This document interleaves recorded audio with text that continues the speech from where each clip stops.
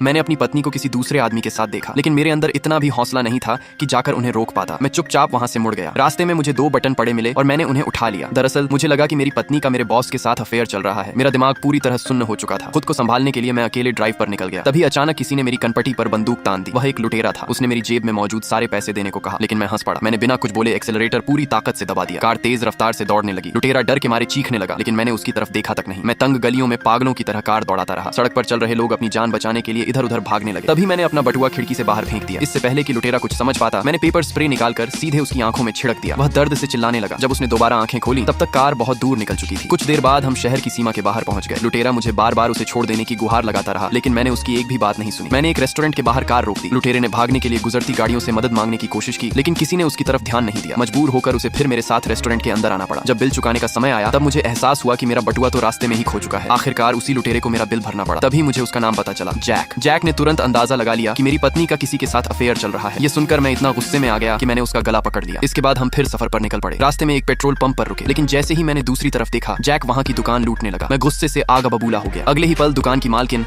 हाथ में शॉटगन लेकर बाहर दौड़ पड़ी। मैं घबरा गया और तुरंत कार स्टार्ट करके वहां से भाग निकला, लेकिन वह हमारी कार का पीछा करती रही। इसी बीच सामने से पुलिस की गाड़ी आती दिखाई दी। मैंने तुरंत कार दूसरी लेन में मोड़ दी। ऐसा लग रहा था कि अब हमारी कार सीधे दुकान की मालकिन की गाड़ी से टकरा जाएगी। उसी अफरा तफरी का फायदा उठाकर मैं और जैक वहां से निकल भागे। मैंने जैक को डांटते हुए कहा, अगर चोरी ही करनी है तो किसी अमीर आदमी से करो, जैसे मेरे बॉस से। इतना कहते ही मेरे दिमाग में एक खतरनाक योजना आ गई। मैंने फैसला किया कि हम वापस शहर चलेंगे और मेरे बॉस की तिजोरी साफ करेंगे। लेकिन तभी अचानक एक दूसरी कार ने हमारी गाड़ी रोक ली। हैरानी की बात यह थी कि इस बार हम खुद लुटेरों का शिकार बन गए थे। 2 बदमाशों ने हमें घेर लिया। इसी अफरा तफरी में जैक की बंदूक गलती से चल गई और गोली मेरे कंधे को छूती हुई निकल गई। दोनों लुटेरे घबरा गए और हमें जाने देने के अलावा उनके पास कोई रास्ता नहीं बचा। किस्मत अच्छी थी कि मुझे सिर्फ मामूली चोट आई। इसके बाद हम सीधे मेरी कंपनी पहुंचे। हमने शीशा तोड़ा और सिक्योरिटी गार्ड्स का ध्यान दूसरी तरफ भटका दिया। फिर हम तेजी से तिजोरी वाले कमरे तक पहुंच गए, लेकिन मेरी हैरानी का ठिकाना नहीं रहा, क्योंकि मेरा पुराना पासपोर्ट काम ही नहीं कर रहा था। मेरे बॉस ने उसे बदल दिया था। खुशकिस्मती से जैक कंप्यूटर का माहिर निकला। उसने कुछ ही मिनटों में सिक्योरिटी सिस्टम हैक कर दिया। हमने तिजोरी खोल ली और अंदर रखा सारा कैश अपने कब्जे में ले लिया। जाने से पहले मैंने जानबूझकर अपना मास्क उतार दिया और गुस्से में आकर बॉस की सबसे कीमती मूर्ति भी तोड़ दी। होटल पहुंचकर जैक पैसों का बड़ा ढेर देखकर